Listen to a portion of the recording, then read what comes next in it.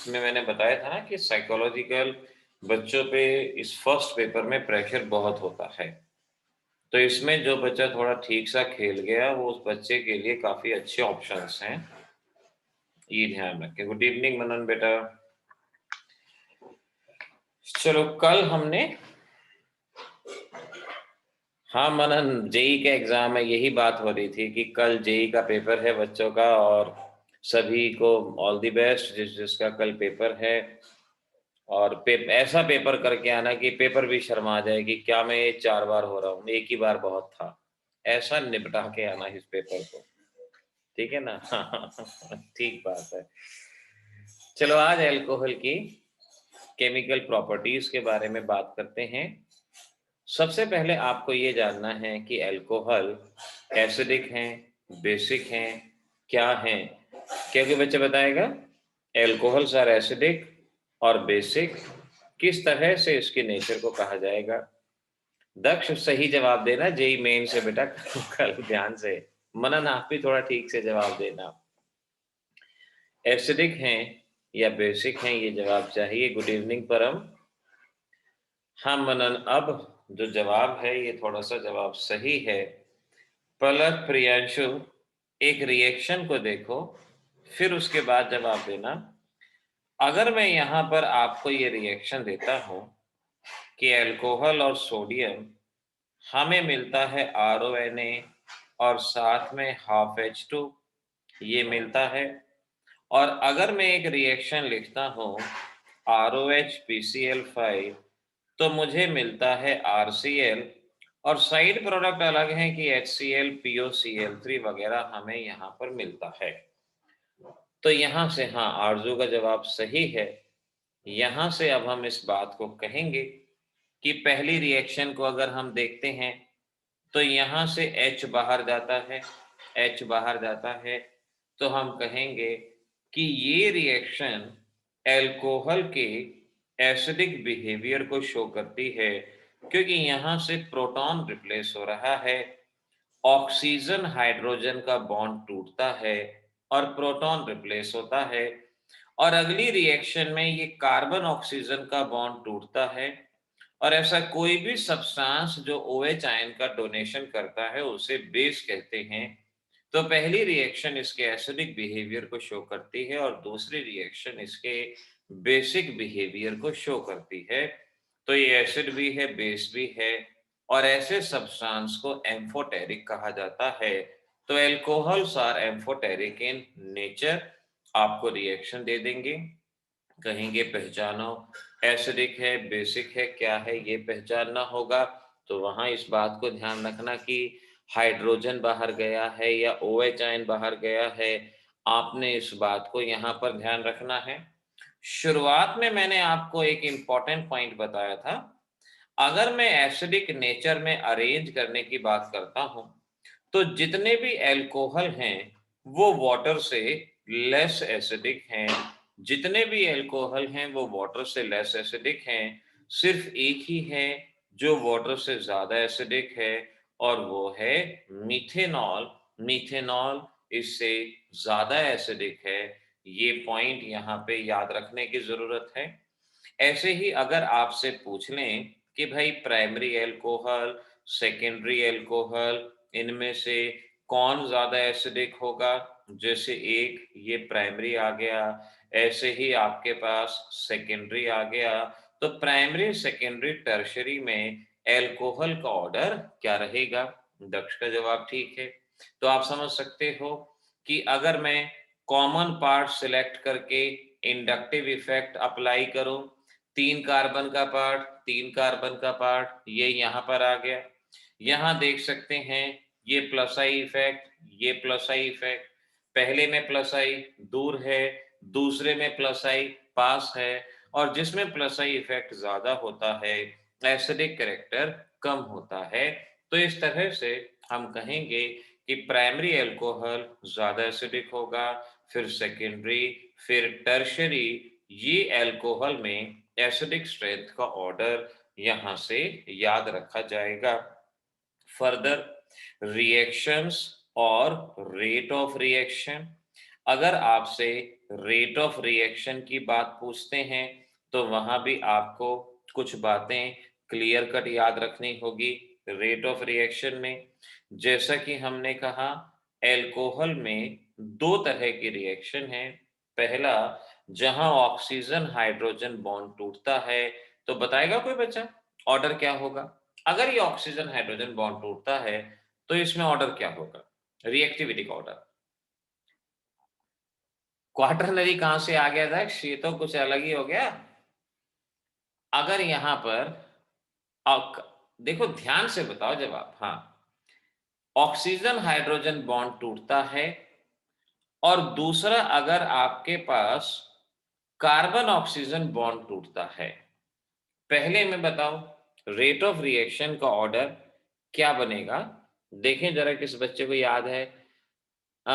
Order reaction order पूछा है, यानी प्राइमरी सेकेंडरी टर्शरी, इस तरह से ऑर्डर बताना है।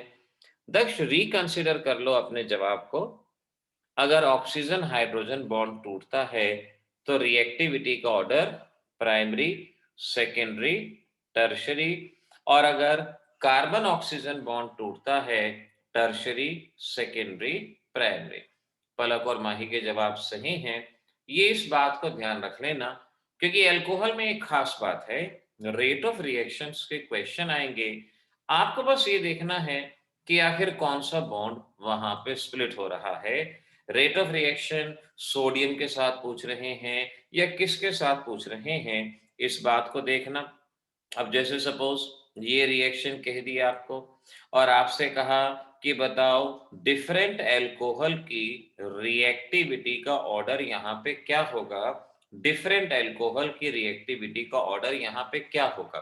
तो आपको इस बात को समझना होगा कि यहाँ पर ऑक्सीजन हाइड्रोजन बॉन्ड टूट रहा है, और अगर ऑक्सीजन हाइड्रोजन बॉन्ड टूट रहा है देन प्राइमरी सेकेंडरी टर्शरी, ये रेट ऑफ रिएक्शन का ऑर्डर यहाँ पे हो जाएगा। ऐसे ही अगर आपसे पूछ लें कि भाई अमोनोलिसिस में रेट ऑफ रिएक्शन का क्या ऑर्डर है? अमोनोलिसिस यानी रिएक्शन विद अमोनिया, अमोनिया के साथ, बता सकते हो? अंदाजा लगाओगे कि अल्कोहल अमोनिया के साथ जब रिएक्ट करता है तो रेट ऑफ रिएक्शन का ऑर्डर क्या होता है।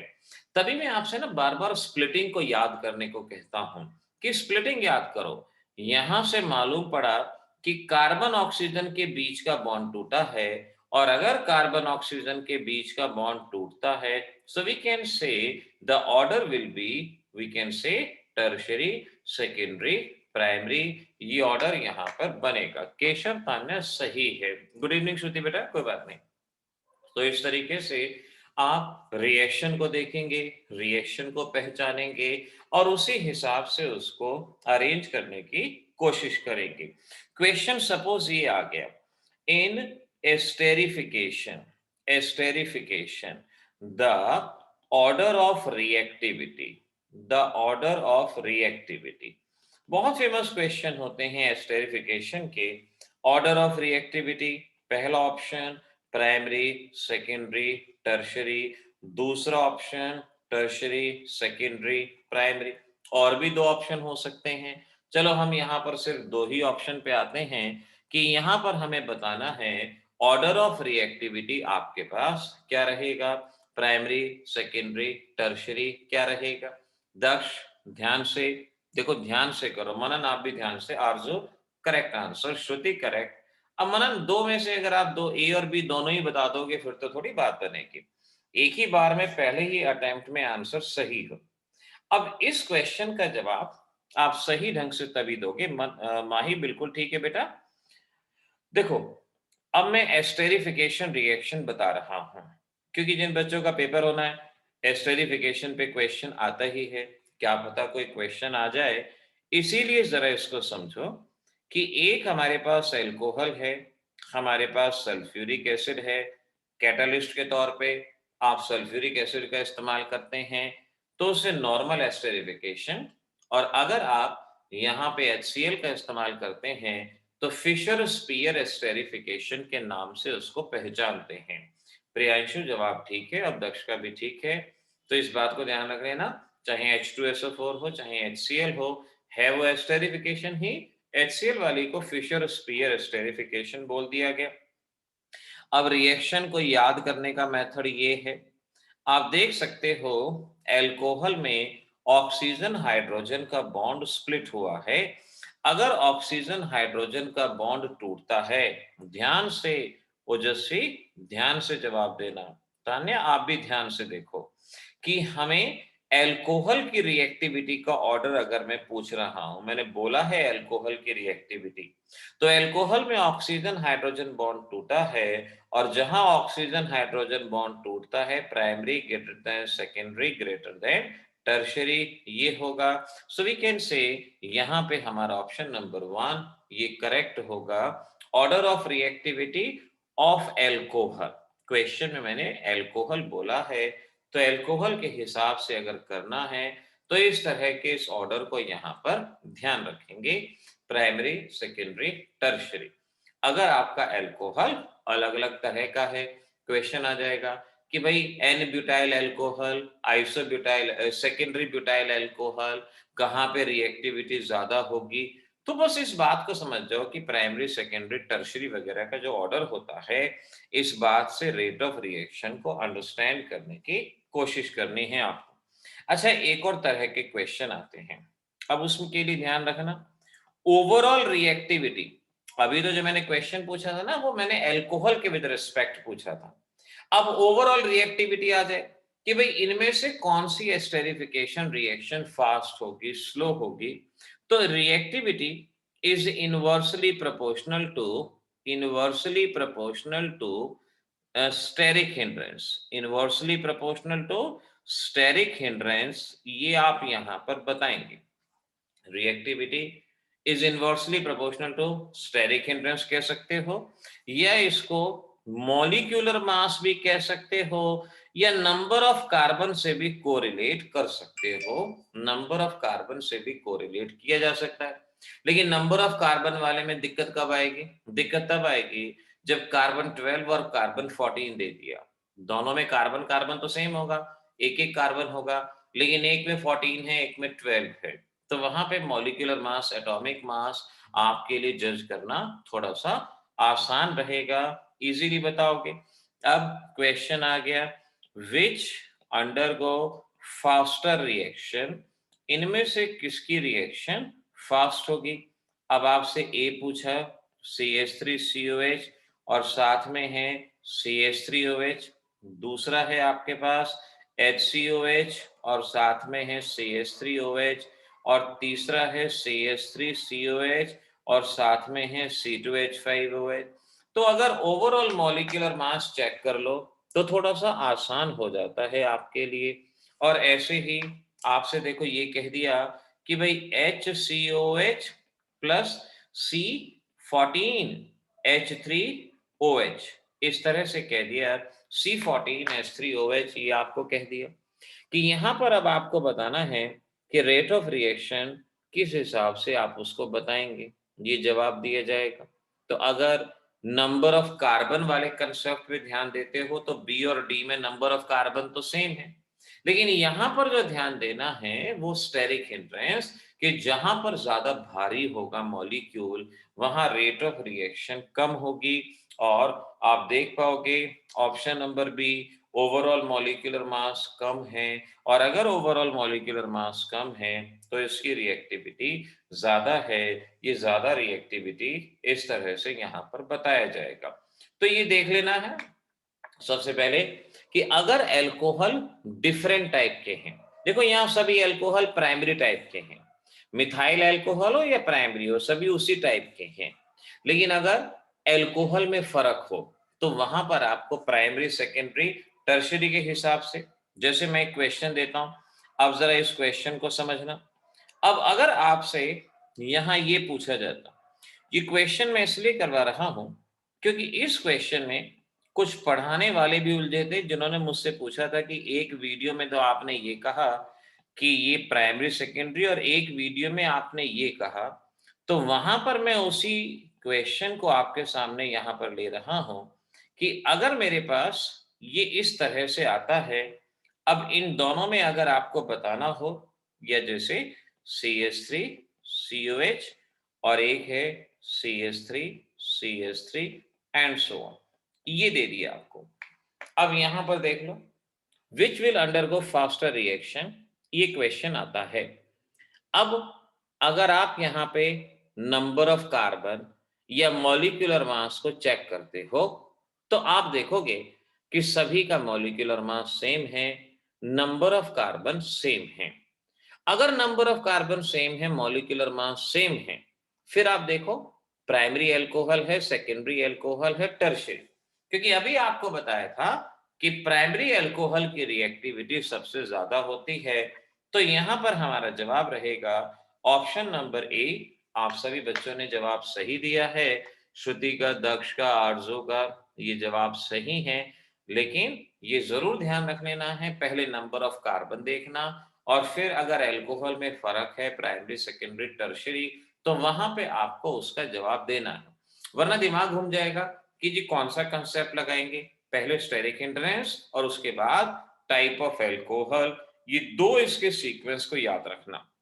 मैं स्टेरिफिकेशन पे इतना जोर इसीलिए दे रहा हूं क्योंकि यहाँ पर आपके एग्जाम में क्वेश्चन आता है। मनन देखो ऐसे उल्टी बातें बेटा मत करो। अभी मैंने आपको प्राइमरी अल्कोहल का बताया था कि स्टेरिफिकेशन में ये सामने देखो मार्क भी किया था, ये बताया था। अब आप उसमें ये कहो कि टर्शरी की रिएक्टिविटी बताई थी, कहाँ बताई थी, ये देखो जरा ध्यान से, ये देखो, चीजों को नोट करो, समझो जरा। ये बात नहीं थोड़े बादाम खाओ, कुछ करो, सामने ही मैंने अभी ऑर्डर बता रखा है। वही बात है, वहीं पर आपकी गड़बड़ी होती है, चीजें मिक्स कर देते हो। तो उस बात को थोड़ा सा ध्यान से अंडरस्टैंड करने की कोशिश करो। अभी जो बता रहा हूं उस पर अच्छे से ध्यान दो। नाउ अब है इसका मैकेनिज्म। मैकेनिज्म में भी कुछ क्वेश्चंस आपको ध्यान रखने हैं। कैसे ध्यान रखने हैं वो जरा यहां पर देखना। Now this is H2SO4 RCOOR, ये बना और ये बना। अब जरा इसका मैकेनिज्म देखना, ठीक है ना। मैकेनिज्म में H2SO4 gives you H positive HSO4 negative. तो सल्फ्यूरिक एसिड प्रोटॉन का लॉस कर रहा है, ये यहां पर दिख रहा है। अब कार्बोक्सिलिक एसिड पे अटैक होगा, ये है आपका कार्बोक्सिलिक एसिड, इस पे हुआ प्रोटोनेशन, उस पे हुआ प्रोटोनेशन, कुछ भी लिखा हुआ बेटा देखो। अब उसको विजिबल करने के लिए चलो मैं स्क्रीन को एक बार दोबारा से कनेक्ट करता हूं, ठीक है ना। इसको दोबारा से कनेक्ट करते हैं, एक बार देखते हैं कि क्या इश्यू है। ठीक है, आवाज आ रही है ना, आवाज आ रही है। चलो ठीक है, मैं भी इसको दोबारा से कनेक्ट करता हूं और फिर देखते हैं क्या होता है। लेट्स सी, अभी कनेक्ट होता है और अभी देखते हैं। हाँ,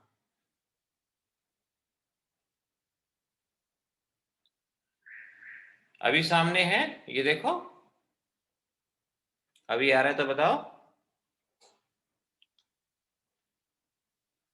एक मिनट,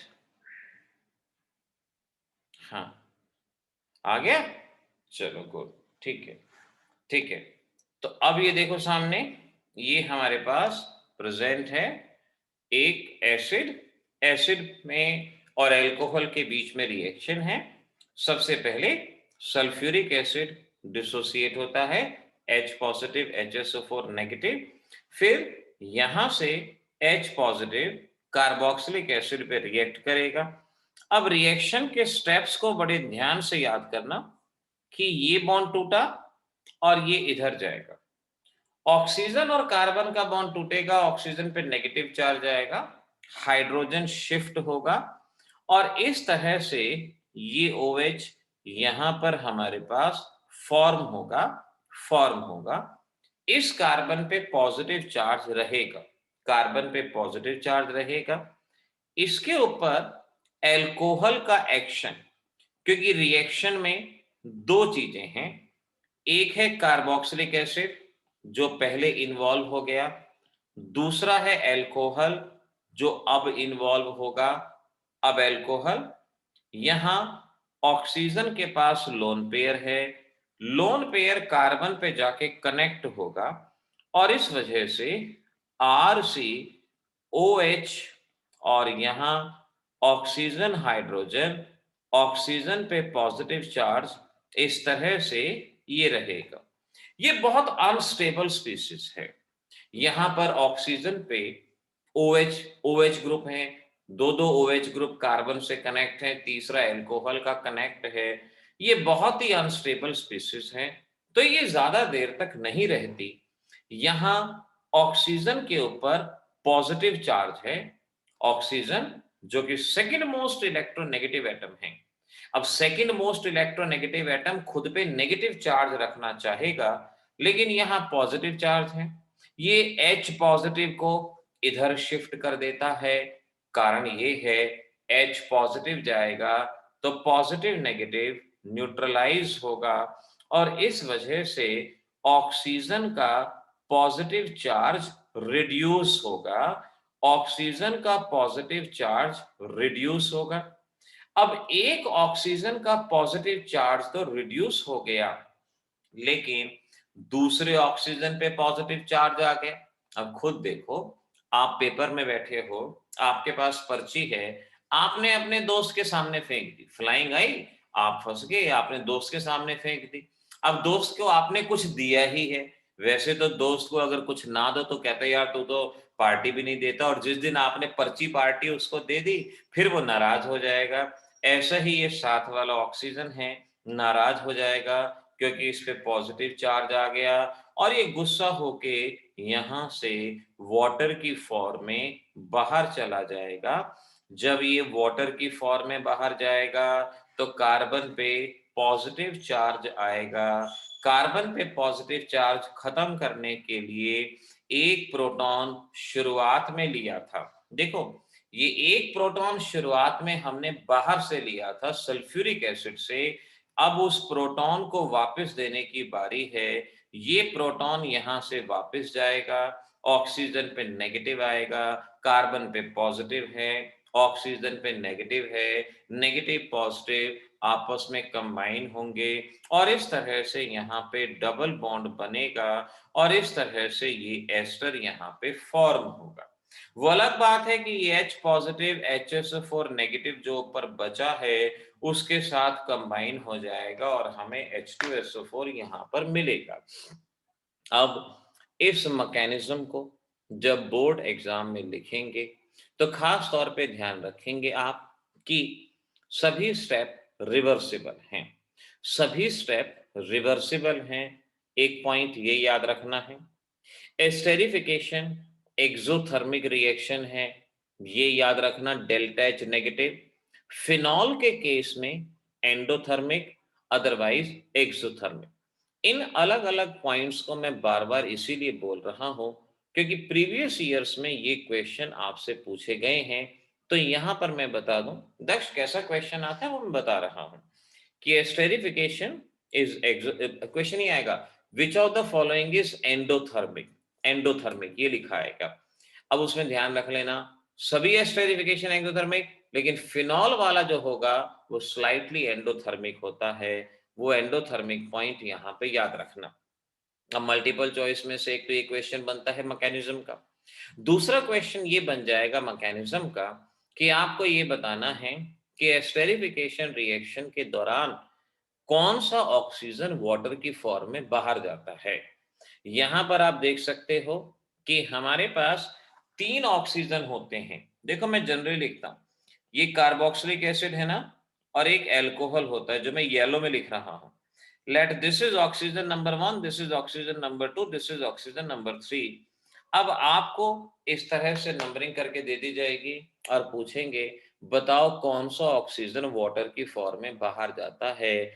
ये आपको प्रिडिक्ट करना होगा। तो यहाँ पर आप जवाब दे सकते हो आसानी से मैकेनिज्म देख के कि कौन सा ऑक्सीजन बाहर गया है। ऑक्सीजन नंबर 1 ये जाएगा या 2 जाएगा, उसको ध्यान से, मैकेनिज्म जो सामने दिखाया गया है उसमें ऑक्सीजन नंबर 1 बाहर गया है। इस बात को ध्यान रखो क्योंकि अभी मैंने कहा ये है आपका ऑक्सीजन नंबर 1, ये ऑक्सीजन नंबर 1, ये ऑक्सीजन नंबर 1। यहां पर देख सकते हो ये ऑक्सीजन वाटर की फॉर्म में बाहर जा रहा है। अब देखो इसमें क्या है ना कि 1 और 2 दोनों में से कोई भी बाहर जा सकता है, क्योंकि वो जो प्रोटॉन है वो ऊपर की तरफ भी जा सकता है और नीचे की तरफ भी आ सकता है। लेकिन अगर आपको सिंपल वे में पूछा गया और 1 और 2 दोनों ऑप्शन मौजूद हैं, तो हमेशा ऑप्शन नंबर 1 यानी कार्बोनिल ऑक्सीजन को आपने मार्क करना है। हमेशा कार्बोनिल ऑक्सीजन ही आपका मार्क रहेगा। इस पॉइंट को ध्यान रखना। कार्बोनिल कौन सा होता है? सी डबल बॉन्ड ओ वाला, इसको भूलना नहीं। ये कार्बोनिल ऑक्सीजन यहां पर आपने ध्यान रखना है।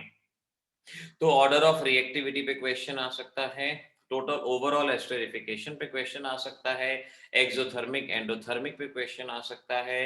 ये मैकेनिज्म पूरा का पूरा बोर्ड में आ सकता है और इस मैकेनिज्म पे डिफरेंट काइंड ऑफ क्वेश्चन, जो अभी आपको बताया कि कौन सा ऑक्सीजन बाहर जाएगा या नहीं, ये आपसे यहाँ पर पूछा जा सकता है। इसी से मिलती जुलती एक और रिएक्शन है ट्रांस एस्टेरिफिकेशन। ट्रांस एस्टेरिफिकेशन किस रिएक्शन को कहा जाता है? एमसीक्यूज में पहचानो इसमें से कौन सी ट्रांस एस्टेरिफिकेशन रिएक्शन है, ये आपसे पूछा जाता है। और यहां है ट्रांस एस्टेरिफिकेशन। तो ट्रांस एस्टेरिफिकेशन का मतलब है conversion of one ester to another. एक एस्टर को दूसरे एस्टर में बदलना, उसे ट्रांस एस्टेरिफिकेशन रिएक्शन कहते हैं। जैसे सपोज ये एक एस्टर है, इसका नाम है मिथाइल ईथेन ओएट। आपने इसकी रिएक्शन करवाई इथाइल अल्कोहल के साथ सल्फ्यूरिक एसिड की प्रेजेंस में। यहां से ये पोर्शन बाहर चला गया और OC2H5 कनेक्ट हो गया। तो आप देख सकते हो ये जो कंपाउंड बना इथाइल ईथेन ओएट, ये यहां पर बना। तो आपके पास एस्टर था मिथाइल इथेनोएट, बन गया इथाइल इथेनोएट। तो एक एस्टर दूसरे एस्टर में बदलता है। जब कभी भी एक एस्टर दूसरे एस्टर में बदलता है, उस रिएक्शन को ट्रांस एस्टेरिफिकेशन रिएक्शन कहा जाता है। Transfer of one ester into another is called as trans esterification. ये याद रख लो। ऐसे ही यहां एक और रिएक्शन सोपोनिफिकेशन। हमेशा इन तीनों रिएक्शन को हम साथ साथ पढ़ते हैं। तीनों ही रिएक्शन कार्बोक्सिलिक एसिड का भी हिस्सा हैं और तीनों ही रिएक्शन अल्कोहल का भी हिस्सा हैं। आपने तीनों को ही याद रखना। सपोनिफिकेशन रिएक्शन में देखो क्या होता है। ये आपके पास एक एस्टर है, एस्टर की रिएक्शन बेस के साथ करवाई जाती है। ROH बाहर जाता है, Na यहां पर कनेक्ट होता है। तो ये हमारे पास इस तरह से एक रिएक्शन है। Sodium salt of higher carboxylic acid को सोप कहा जाता है, sodium salt of higher carboxylic acid को। तो यहां देखो इस रिएक्शन की डेफिनेशन, हाँ श्रुति ने ठीक लिखी है, alkaline hydrolysis of ester to form soap. Alkaline hydrolysis of ester to form soap. आपसे क्वेश्चन पूछेंगे सुपोनिफिकेशन रिएक्शन एसिडिक मीडियम में होती है, बेसिक मीडियम में। पीएच लेस देन 7 पे होती है, पीएच मोर देन 7 पे। अब समझ जाओ, अल्कलाइन है, बेसिक है, मोर देन 7 पीएच पे होने वाली ये रिएक्शन है। इस रिएक्शन के दौरान सोप और अल्कोहल दो चीजें यहां पर बन रही हैं। तो सोप और अल्कोहल, इस बात को ध्यान रखो। अब जो इंपॉर्टेंट रिएक्शन मैंने ऑनलाइन कोर्स में भी बताई थी और यहां भी, जरा उस रिएक्शन को आप एक बार खुद से करके देख लो। ये है ऑयल और फैट। ऑयल और फैट का general formula, this is oil and fat general formula. इनसे सोप बनाया जाता है। इसकी अल्कलाइन हाइड्रोलिसिस NaOH, NaOH, ये अल्कलाइन हाइड्रोलिसिस के लिए NaOH लिखा। अब रिएक्शन क्या है सामने देखो, RCO के साथ सोडियम जाता है, RCO के साथ सोडियम, तो यहां भी RCO के साथ sodium and so on and so on. अगर तीनों ग्रुप अल्काइल ग्रुप अलग अलग हैं तो आप इन पे डैश लगा सकते हैं, जिससे मालूम पड़ेगा कि तीनों डिफरेंट हैं। और कंपाउंड क्या बनेगा, CH2OH, CHOH, CH2OH, और साथ में सोप बनेंगे RCONA, R dash CONA and R double dash CONA। ये हमारे पास सोप बन रहा है और ये कंपाउंड है ग्लिसरॉल, ये ग्लिसरॉल है। अब देखो, ये जो ग्लिसरॉल बना, इसकी वजह से ही ये क्वेश्चन इंपॉर्टेंट है। ग्लिसरॉल को ग्लिसरीन भी कहा जाता है और ग्लिसरीन कॉस्मेटिक्स में, मेडिसिन में इस्तेमाल होता है। तो एग्जाम का एक बड़ा इंपॉर्टेंट क्वेश्चन है, एग्जाम का बड़ा एक इंपॉर्टेंट क्वेश्चन है, और क्वेश्चन ये है, how can you say that glycerol is obtain as side product in soap industry? How can you say that glycerol is obtain as side product in soap industry? Glycerol soap industry में एक side product है, तो यही reaction लिखनी है। क्योंकि यहां पर अगर हम सोपोनिफिकेशन के विद रिस्पेक्ट सोप को अगर मेन प्रोडक्ट मान रहे हैं, तो ग्लिसरॉल यहां पर आपका साइड प्रोडक्ट होता है। ग्लिसरॉल ये साइड प्रोडक्ट होता है। याद है आपको कि जो ग्लिसरॉल है, ग्लिसरॉल से एक एक्सप्लोजिव बनाया जाता है, ग्लिसरॉल से एक एक्सप्लोजिव बनाया जाता है। किसी बच्चे को याद है कैसे बनता है, क्या बनता है? ग्लिसरॉल से एक एक्सप्लोजिव बनाया जाता है, याद करो, शायद याद आएगा। और इसकी बड़ी फेमस कहानी भी हुआ करती थी। श्रुति नहीं, मनन का जवाब ही गलत है। हाँ, ओजस्वी का सही है। बड़ी कहानी हुआ करती थी। साइंटिस्ट था एल्फ्रेड नोबल। एल्फ्रेड नोबल ने डायनामाइट बनाया, और उसका डायनामाइट बनाने का मेन मकसद यही था कि भाई हम डायनामाइट इसलिए बना रहे हैं ताकि पहाड़ों को काट के सड़कों को बनाया जा सके, दूरियों को कम किया जा सके। लेकिन अंडरवर्ल्ड ने उसका गलत इस्तेमाल किया, डायनामाइट से लोगों की जान लेनी स्टार्ट की। तो जो चीज अल्फ्रेड नोबल ने इसलिए बनाई थी कि डेवलपमेंट हो, उससे लोगों की जान जाने लगी। सबने कहना शुरू कर दिया कि अल्फ्रेड नोबल एक खूनी आदमी है, खूनी पिशाच, इस पिशाच का तो जिंदा रहना सही नहीं। उसको बुरा लगा, उसको बहुत बुरा लगा। और अखबार में जब उसने ये छपा हुआ देखा तो उसने कहा कि कुछ ऐसा करना पड़ेगा कि जिससे मेरा नाम कम से कम बदनाम ना हो। तब उन शांति के पुरस्कार, जिनको नोबेल प्राइजेस कहा जाता था, उनका स्टार्ट हुआ, नोबेल प्राइज शुरू हुआ। और नोबेल प्राइज इसी वजह से दिया, और उन्हें शांति का पुरस्कार बोलते हैं, ध्यान रखो। और रिएक्शन देखो क्या होती है, ये एक्चुअल कंडीशन तो खैर नहीं बताई गई कि किन कंडीशन में ये होता है। ग्लिसरॉल, ग्लिसरीन, जो किसी भी मेडिकल स्टोर या कॉस्मेटिक की दुकान पे मिल सकता है, इसका नाइट्रेशन करवाया जाता है। यानी नाइट्रिक एसिड और सल्फ्यूरिक एसिड की प्रेजेंस में रिएक्शन करवाई जाती है, और ये हमारे पास एक कंपाउंड बनता है जिसे ग्लाइसराइल ट्राइनाइट्रेट कहा जाता है। ग्लाइसराइल ट्राइनाइट्रेट, पहले पुरानी बुक में इसका नाम नाइट्रोग्लिसरीन हुआ करता था, लेकिन नाइट्रोग्लिसरीन यहां पर नाम इस्तेमाल नहीं होता, ग्लाइसराइल ट्राइनाइट्रेट कहते हैं। और इस कंपाउंड का पर्टिकुलर एक और नाम याद होना चाहिए, एक एक नंबर में एग्जाम में पूछते हैं, नोबल्स ऑयल। ये नोबल्स ऑयल के नाम से पहचाना जाता है, इसको नोबल्स ऑयल कहते हैं। और जब ये नोबल सॉइल अफगानिस्तान की मिट्टी, जिसे कीजल गोहर कहा जाता था, उस पे एब्जॉर्ब करवाया जाता, छड़े बनाई जाती, उसे डायनामाइट कहा जाता था। तो ये नोबल सॉइल अलोंग विद कीजल गोहर, जो अफगानिस्तान की मिट्टी हुआ करती थी, उसके साथ मिलके जो कंपाउंड बनता है वो डायनामाइट बनता है। तो डायनामाइट का मेन कॉन्स्टिट्यूएंट नोबल सॉइल, और ये ग्लाइसराइल ट्राइनाइट्रेट, ये इसका फार्मूला यहां पर आपको लर्न करने की जरूरत, इसको याद रखना। तो side product in soap industry क्या है, side product in soap industry का नाइट्रेशन करें तो क्या बनता है। अब इस तरह के लेवल के क्वेश्चन, देखो पेपर मुश्किल कब लगता है, जब जो चीज हमें ना आती हो, लेकिन अगर जो चीज आती हो तो आसान लगता है। अब एग्जामिनर आजकल डायरेक्ट क्वेश्चन नहीं पूछते, वो कह देंगे कि भाई हमने ऑयल फैट लिया, उसका उसमें बेस डाल दिया और जो प्रोडक्ट बना उसका नाइट्रेशन किया और एक एक्सप्लोजिव बन गया, पहचानो सब चीजों को क्या होगा।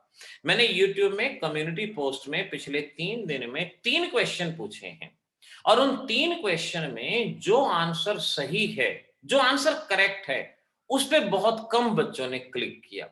यानी सोच के देखो, जल्दबाजी में बच्चे जवाब देते हैं। और वहां पर एक क्वेश्चन तो जो मैंने कल पोस्ट किया था ना, वो जो मैंने यहां पर एक कन्वर्जन दिया था कि Br2CCl4 ऐड होता है, Ag2O ऐड करते हैं, क्या बनेगा, उससे रिलेटेड क्वेश्चन मैंने दिया था। तो आप ही नहीं, हर जगह ये गलतियां होती हैं, जल्दबाजी में बिना समझे। जब तक चैप्टर रटा हुआ नहीं होगा ना, जब तक एक एक चीज याद नहीं होगी, तब तक बातें सही नहीं होंगी। तो इसीलिए चैप्टर का रटा होना बहुत जरूरी है। अच्छा, एक्शन ऑफ सल्फ्यूरिक एसिड, जल्दी से एक लास्ट रिएक्शन और देख लें। सल्फ्यूरिक एसिड का रिएक्शन एल्कोहल पे क्या होता है, शायद आप बच्चों को याद हो। 3 कंडीशन थी, 110 डिग्री सेंटीग्रेड और 383 केल्विन। एक तो ये कंडीशन हुआ करती थी, और दूसरी कंडीशन 140 डिग्री सेंटीग्रेड और 413 केल्विन, और तीसरी कंडीशन थी 170 डिग्री सेंटीग्रेड और 443 केल्विन। टेम्परेचर 5-7 डिग्री ऊपर नीचे हो सकता है, 383 की जगह 380 लिख दें, 390 लिख लें, तो वो अंडरस्टैंड आपको खुद से करना होगा। पहली रिएक्शन में क्या होता है, टेम्परेचर बढ़ने के साथ साथ रिएक्टिविटी बढ़ती है। तो पहली रिएक्शन में एल्कोहल अपने आप रिएक्ट नहीं करता, एल्कोहल को रिएक्ट होने के लिए एक मीडिएटर की जरूरत होती है, एक कैटालिस्ट की जरूरत होती है। तो सल्फ्यूरिक एसिड यहाँ दोनों एल्कोहल के साथ रिएक्ट करता है और इस तरह से R2SO4 डाई अल्काइल सल्फेट यहां पर मिलता है। तो पहला प्रोडक्ट डाई अल्काइल। अब आपने टेम्परेचर बढ़ा दिया, जब आप टेम्परेचर बढ़ा देते हैं तो रेट ऑफ रिएक्शन बढ़ जाती है। अब सल्फ्यूरिक एसिड बीच में आने की जरूरत नहीं है, वो बाहर से ही रिएक्शन को सपोर्ट करेगा, यहां ईथर बनेगा, डाई अल्काइल ईथर। और अगर और टेम्परेचर बढ़ा दिया तो अब हमें 2 एल्कोहल की जरूरत भी नहीं है, सिर्फ और सिर्फ एक एल्कोहल, वाटर का रिमूवल, और एल्कीन यहां पर बनेगा, एल्कीन यहां पर फॉर्म होगा। अब एक कन्वेंशन है कि आपसे पूछ लेते हैं, भाई ये बताओ कि अगर टेम्परेचर मेंशन नहीं है तो कौन सी रिएक्शन, टेम्परेचर अगर मेंशन नहीं है तो हमेशा लास्ट रिएक्शन करनी है। जैसे एग्जाम में दे दिया, इथेनॉल विद सल्फ्यूरिक एसिड क्या बनेगा। अगर ethanol with sulphuric acid temperature mention नहीं है तो हमेशा लास्ट रिएक्शन आप करेंगे, इथीन आप बनाएंगे। बोर्ड में इनका मैकेनिज्म भी चाहिए होता है, अब कॉम्पिटिटिव में तो इतने मैकेनिज्म की जरूरत नहीं पड़ेगी, बोर्ड में इसका मैकेनिज्म चाहिए होता है। ऑनलाइन कोर्स में भी पढ़ा था, या फटाफट देख लो, अगर अभी की अभी हम इसको जल्दी से देख लें कि H2SO4 gives you H positive HSO4 negative, esterification में भी यही हुआ था। अब सपोज मैं एल्कोहल ROH ले लेता हूं, ROH लिया है तो यही ROH, इस पे H पॉजिटिव का अटैक होता है और इस तरह से ये मेरे पास ROH पॉजिटिव, ये मेरे पास यहां बन जाएगा। ऑक्सीजन इलेक्ट्रोनेगेटिव, उस पे पॉजिटिव चार्ज, इसे बर्दाश्त नहीं होगा, यहां से वाटर बाहर जाएगा और इस तरह से कार्बोकैटायन बनेगा। तो 2 एल्कोहल में से एक एल्कोहल पहले ऐसे रिएक्ट करेगा कि उसका कार्बोकैटायन बनेगा, फिर दूसरा एल्कोहल आएगा, इस दूसरे एल्कोहल पे ये कार्बोकैटायन का अटैक होगा, ये कार्बोकैटायन लोन पेयर पे अटैक करेगा, इसे यहां लिख देता हूं, जिससे ऑक्सीजन पे पॉजिटिव चार्ज आएगा।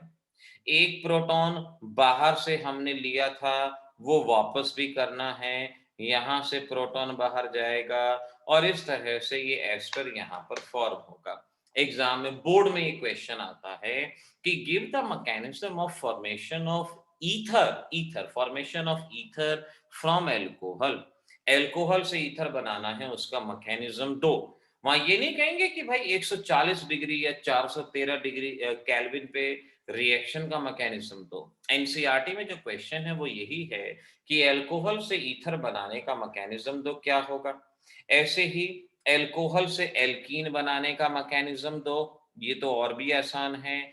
ये इस तरह से यहाँ पे स्प्लिट होगा और फिर क्या होगा, CH3CH2OH।